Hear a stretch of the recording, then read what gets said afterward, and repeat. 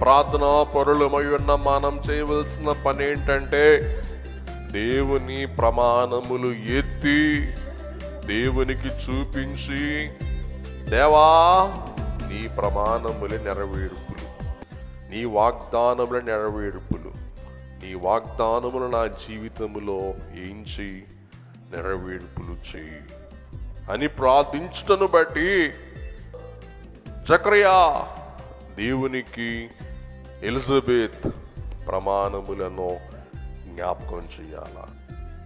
దేవుని వాగ్దానములను దేవునికి మనం ప్రార్థనలో జ్ఞాపకం చేస్తే దేవుడు మనకిచ్చే ఆశీర్వాదమే కరుణ.